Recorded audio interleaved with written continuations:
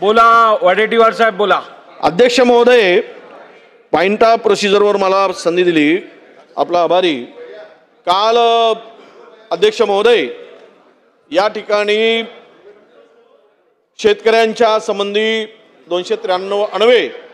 ओ जरा काही थोडं बघा ना राजे, जरा आमच्याकडे. नाही हे अलीकडच्या काळात खूपच वाढत चाललंय. मेंटेन होत नाही. आपसात एवढं बोललं जातं, मंत्र्यांना उत्तर देणं अवघड होऊन जातं, ऐकता येत नाही सदस्य काय बोलतायत ते. हे काय बरोबर नाही. बांगड्याचे तुम्ही विशेष लक्ष ठेवा. हा 293चा प्रस्ताव आला, जवळपास 9:50 सुरू झाले. म्हणजे हा प्रस्ताव चालू होता अध्यक्ष महोदय, सभागृह सुरू होता. 23 सन्माननीय सदस्यांनी त्या ठिकाणी सभा घेतला. फार महत्त्वाचा विषय, त्या ठिकाणी तालिका सभाध्यक्ष हे चेतनजी तुपे साहेब होते. अध्यक्ष महोदय, मला सांगा की या सभागृहामध्ये ज्यावेळेस आपण खरं म्हणजे नियम 8 नुसार आपण 4च तालिका सभागृहाची म्हणून निवड करतो, पण आपण अलीकडे 8 लोक करायला लागलो. तो अधिकार मी त्यावर संदर्भात बोलणार नाही, पण ते मर्यादित होतं, आपण ते वाढवलं. हे नियम 8 मध्ये स्पष्ट तरतूद आहे की 4च्या पलीकडे जाऊ नये. अध्यक्ष महोदय, विषय असा आहे की त्या ठिकाणी बसून ज्या पद्धतीनं राजकीय, मी तुमच्याकडे तुम्ही प्रोसिडिंग काढून बघा, अत्यंत गंभीर आरोप त्या ठिकाणी बसून राजकीय भाषण करता येतं का? राजकीय आरोप टीका टिप्पणी करता येतं का? आपण अनेक वर्ष त्या ठिकाणी कधीच आपल्याकडून अशा प्रकारची टिप्पणी आम्ही ऐकली नाही. तुम्ही सदस्यावर एखादी वेळेस रागावला असाल, पण राजकीय टिप्पणी केली नाही. पूर्णतः राजकीय भाषण त्या ठिकाणी केलं. अध्यक्ष महोदय, आपण त्यावेळेस मी सांगतो जबाबदारीनं की इथे कृषी मंत्री नव्हते. खरं म्हणजे त्या संबंधित खात्याशी राज्यमंत्री सोडल्यानंतर त्या संबंधातील या विषयाला धरून आमच्या प्रस्तावाला कोणी नव्हतं. तरी पण आम्ही सभागृह चालवलं. आणि त्यामध्ये हे काय म्हणतात अध्यक्ष महोदय, जरा मी पुन्हा वाचतो कारण हे फार गंभीर आहे. अध्यक्ष महोदय, फार गंभीर त्या ठिकाणी टिप्पणी झाली. अशा प्रकारचं होत असेल तर सभागृहामध्ये आम्ही कामकाज कसं करायचं आणि आपण निर्णय घ्या. अध्यक्ष महोदय, यामध्ये अध्यक्ष महोदय सन्माननीय सदस्यांनी त्यावर काही प्रतिक्रिया नोंदवल्या असतील. विरोधकांनी काय म्हणतात ते, विरोधकांनी 3 दिवस गोंधळ घातला आणि हा प्रस्ताव आणला. आजही लक्षवेधी सूचना न होऊ देता हा प्रस्ताव चर्चेला घ्या असा आग्रह धरला. शेतकऱ्यांच्या पोटाला चिमटा बसतो आणि त्यांच्यात वाढले गेले पाहिजेत अशी भूमिका सरकारने घ्यावी. सरकार पक्षाचे मंत्री आणि सर्वजण या चर्चेसाठी उपस्थित आहेत असं म्हणतायत ते. या पण स्वतःच्या पोटाला चिमटा घ्यायला मात्र विरोधक तयार नव्हते. भूक लागल्यावर जो तो निघून जातो. त्यामुळे शेतकऱ्यांचे प्रश्न मांडणे आणि किती आवश्यक किती राजकारणी नाटकी आहेत हे या सर्व प्रकारातून दिसते आहे. असाही खोचक टोला काही सन्माननीय सदस्यांनी त्यावेळेस लगावला होता. यामुळे हे सभागृह चर्चेचे आहे, कायदेमंडळ आहे, येथे चर्चा होते. अध्यक्ष महोदय, सरकार चर्चेसाठी तयार आहे. आजही सर्वजण बसून आहेत, मंत्री महोदय बसून आहेत, मध्यरात्रीपर्यंत चर्चा करण्याची तयारी आहे. पण दुर्दैवाने माझ्यासमोर अनेक नावं आले आहेत, ते मी वाचतो असं ते म्हणाले, पण ते आज येथे उपस्थित नाही. त्यामध्ये सन्माननीय सदस्य बापूसाहेब पठारे, बाबासाहेब देशमुख, अभिजित पाटील हे तिघेही उपस्थित नाही. सन्माननीय सदस्य सर्वश्री अबू आजमी, रईस शेख हेही उपस्थित नाहीत. त्याचप्रमाणे सन्माननीय सदस्य श्री मनोज जामसुदकर, महेश सावंत, अनंत नरे हेही या ठिकाणी उपस्थित नाहीत. त्यामुळे नक्की काय समजायचे. आज सकाळी सभागृहाची विशेष बैठक होती. अध्यक्ष म्हणून मी सभागृहात सकाळी 9 वाजल्यापासून उपस्थित आहे.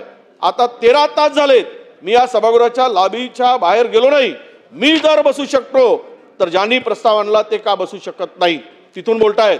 त्याच्या पलीकडे काय म्हणतात अध्यक्ष महोदय, शेतकऱ्यासारख्या विषयावर चांगल्या सूचना कोणत्या येत आहेत आणि शेतकरी हिताचे उद्या आपल्याला काय बोलायचे आहे हे का ऐकू शकत नाही, हा प्रश्न अध्यक्ष म्हणून मलाही पडलेला आहे. त्यामुळे असो, हे मगरीचे नकाश्रू सुरू आहेत की काय, ही केवळ राजकारण करायचे आहे की काय, असे सर्वजण बघून एकंदर वाटू लागले आहे. ठीक आहे, ज्यांचे त्यांच्यापाशी, शेवटी शेतकरी त्याचा निर्णय घेतील. हे अध्यक्ष तिथून बोलता येतं का अध्यक्ष? समजलं अध्यक्ष महोदय. सन्मान्य नाही अध्यक्ष महोदय, मला फार गंभीर आहे. या ठिकाणी अनेक तालिका सभा अध्यक्ष म्हणून बसलेत, पण आम्ही इतके 30 वर्ष झाले या सभागृहामध्ये काम करतो अध्यक्ष महोदय, पण असा प्रकार आम्ही नाही पाहिला अध्यक्ष महोदय. अशा पद्धतीचा राजकीय त्या पदाची गरिमा, आम्ही तालिका जरी असेल तरी त्याला अध्यक्ष म्हणून संबोधून अध्यक्ष महोदय म्हणून भाषणाची सुरुवात करतो. आम्ही काय तालिका सभापती अध्यक्ष म्हणून करत नाही. त्याला तोच मान देतो आम्ही त्या ठिकाणी, त्या खुर्चीचा सन्मान आहे अध्यक्ष महोदय. आणि अशा वेळेस जर अशा पद्धतीचं या ठिकाणी वक्तव्य होत असेल किंवा तिथून राजकीय भाषण होत असेल अध्यक्ष महोदय, तर मला वाटतं की हे अधिकार जर या 9 तालिका सभाध्यक्षांनी जरी अध्यक्षपदाचे सर्व अधिकार प्राप्त असले तरी आपण आपल्या सांगण्यावरून हे कधीच असं झालेलं होऊ शकत नाही. आपण हे सांगूच शकत नाही, आपल्या सूचना ह्या होऊ शकत नाही अशा प्रकारच्या.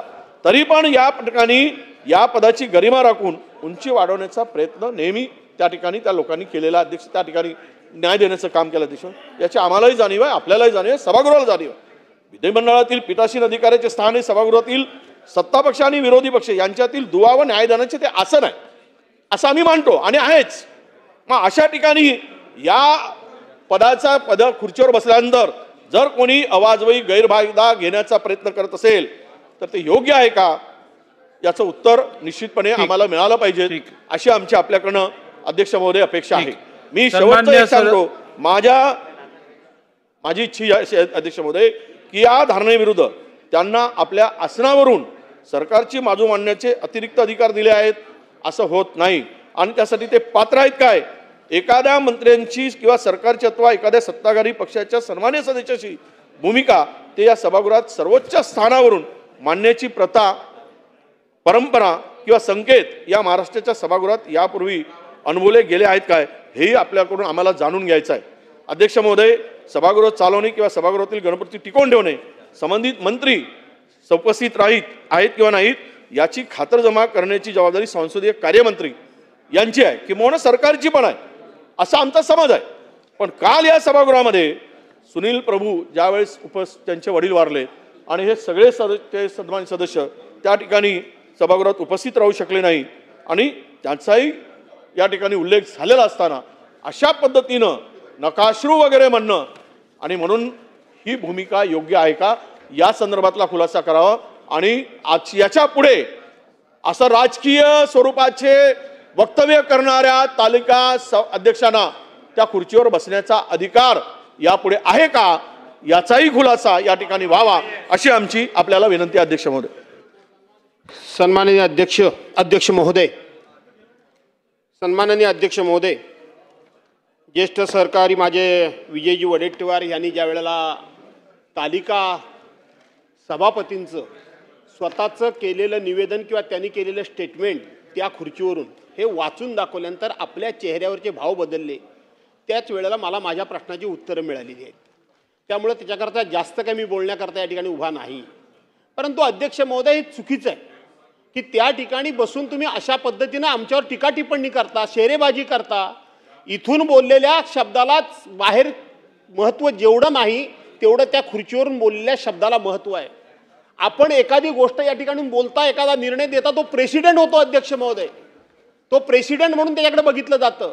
आणि म्हणून अध्यक्षांनी जर अशा पद्धतीनं आमच्याबद्दल जर टीका टिप्पणी केली तर समाजामध्ये आणि सभागृहाच्या बाहेर आमची प्रतिमा काय होईल अध्यक्ष महोदय. आणि म्हणून यांना कडक शब्दामध्ये ते माझे मित्र आहेत, मैत्री आपल्या जागी, परंतु आपण यांना कडक शब्दामध्ये अध्यक्ष महोदय समज देण्याची गरज आहे. काल सभागृहामध्ये जवळजवळ 2 तास 2 लक्षवेधी चालल्या. आम्ही नाना तऱ्हेचा टाहो फोडून सांगत होतो, हे काय चाललंय काय, तुम्ही बोला, तुम्ही बोला, तुम्ही बोला, तुम्ही भाषण करा, तुम्ही भाषण करा, भाषण करा. लक्षवेधीवर 2 तास. आपण जेव्हा म्हटलं होतं की 6च लक्षवेधी आपण घेतल्या, पूर्वी आपण लोकांना न्याय देण्याकरता सदस्य